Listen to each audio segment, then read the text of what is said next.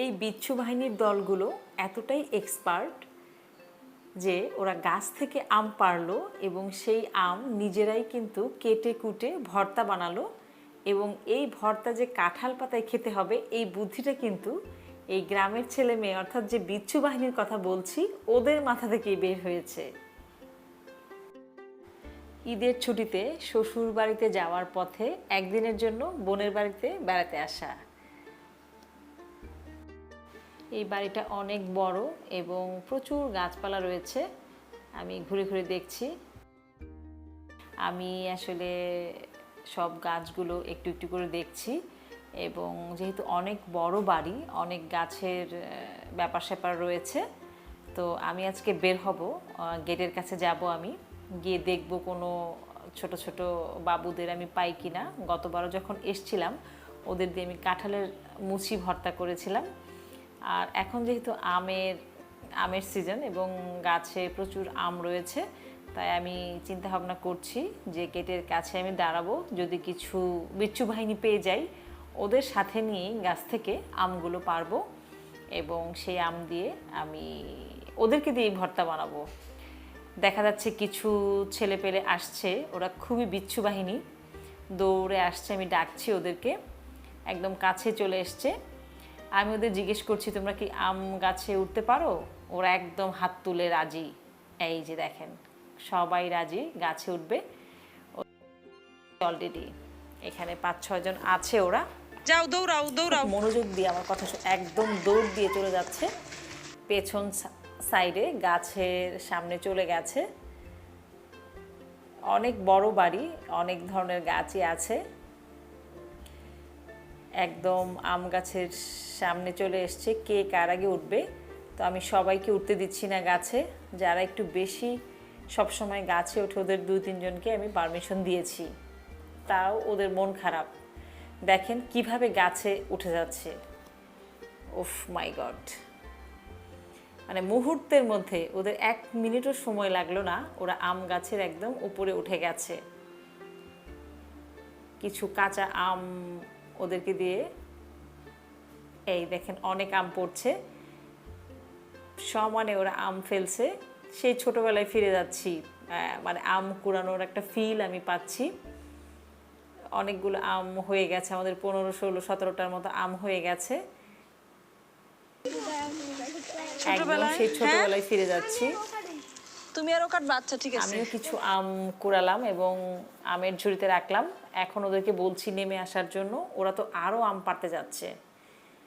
একদম কার আগে কে দৌড় দিবে, কি করবে। এখন গোনাগুনি চলছে যে কতটা আম এখানে পাওয়া গেছে। 16টার মতো আম পাড়া হয়েছে। এবার দেখা যাক, আমের ঝুড়ি নিয়ে আমরা চলে যাচ্ছি উঠানে। গ্রামের বিচ্ছু বাহিনী বাসার দিয়ে পেছন সাইডটাতে কিন্তু হয়ে গেছে। বিভিন্ন প্রকারের গাছ আছে। এখন মধ্য উঠানে ওরা বসে গেছে, আমগুলোকে ওরা ধুয়ে নিয়েছে। আমি বলেছি যে খুব ভালো করে ওয়াশ করতে হবে, তা নাহলে কিন্তু আমি খাবো না। এই কথা বলার পর ওরা, আমি দেখেছি 3 থেকে 4 বার আমগুলোকে খুব ভালোভাবে ধুয়ে নিয়েছে। এতটুকু এতটুকু বয়সে ওরা আমগুলো সুন্দর করে কিন্তু ছুলে নিচ্ছে দা দিয়ে, অর্থাৎ দেখতে পাচ্ছি।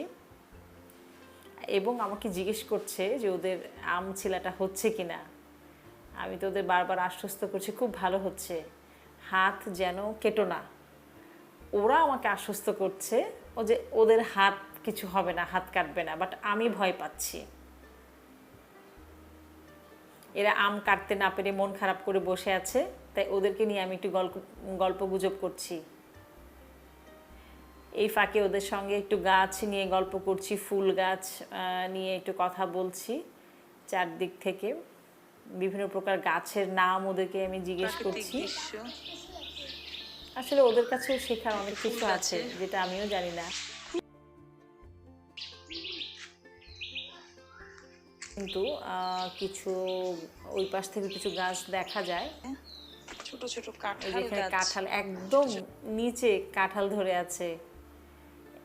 কাঁঠাল গাছে কিন্তু অনেক কাঁঠাল হয়েছে। কাঁচা কাঁঠালের তরকারি খাবো ভাবছি। এখন ওরা বসে আছে আমগুলো কিভাবে কাটবে। আমি বলছি যে তোমরা তোমাদের ইচ্ছা মতো কেটে নাও, ছোট ছোট করে কুচি কুচি করে।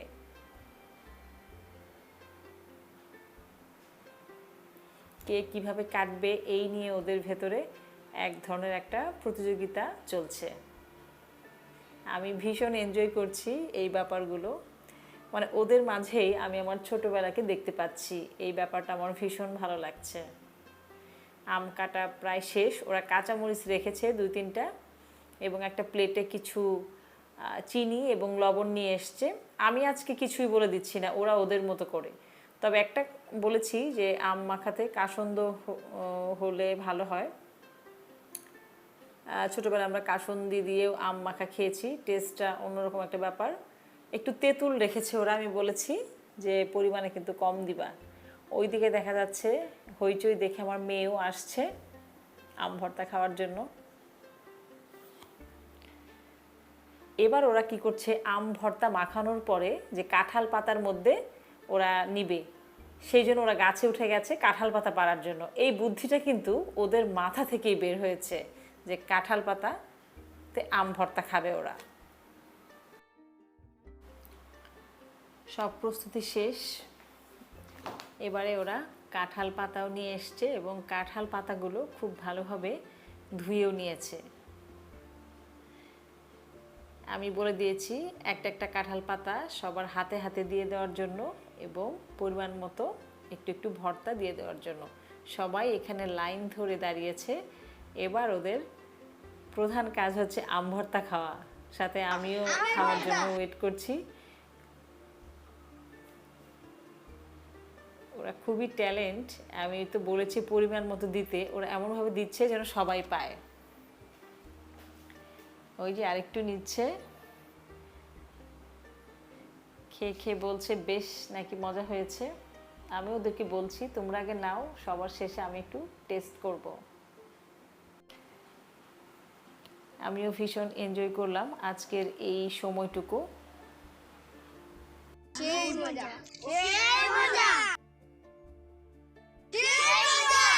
সেই মজা হয়েছে। পুরোটা সময় ওদের সাথে ছিলাম, দেখেছি কিভাবে ওরা কাটছে, হাত ঠিক মতো ধুয়েছে কিনা।